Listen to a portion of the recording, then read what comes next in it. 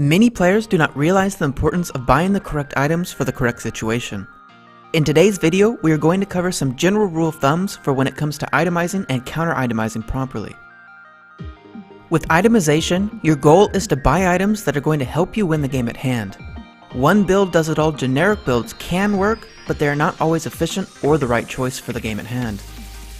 Always buy items that are going to directly impact the current state and stage of the game. When you fall behind, you lose the ability to build what you want and have to build what you need. You don't get to build damage and survivability, it's one or the other. Adjust your play and item build until you get back on your feet. Also, don't get into thinking that generic builds or even pro builds will work for you in every game. With all that said, there are two factors that affect how you can itemize. The first is playing from ahead, and the second is playing from behind. Let's talk about playing from behind first. When playing from behind, you do not get the luxury to build what you want, it is now about what you need. The general rule of thumb when playing from behind is to build defensive and start relying a little bit more on your team. Unlike being ahead and having the items you need, you will be weak and vulnerable the further behind you get. As an APC, get a Zhonya's or similar defensive item as your second or third item if you're behind and think you will die in teamfights or lane. As an ADC, start getting some defensive items after you have your main damage items like Infinity Edge and Static Shiv if you are behind and dying.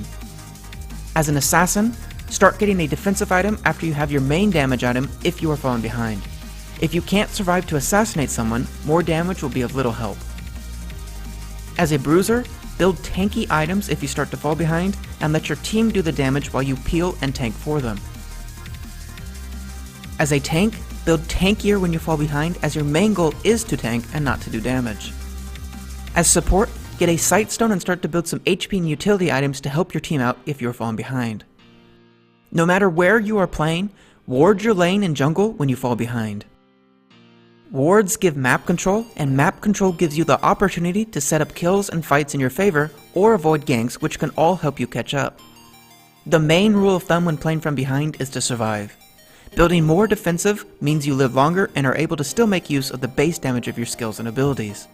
If you are dead, you are useless. Now let's move on to playing when ahead. When you are ahead, you get to choose to build what you want. Building more damage or more defense while ahead will both secure your lead. Don't get in the mindset that defensive items won't secure and improve your lead. More defense when you're ahead means it's that much harder for the enemy team to kill you while you continue to crush them. The general rule of thumb when playing ahead is to build items that will secure and improve your lead.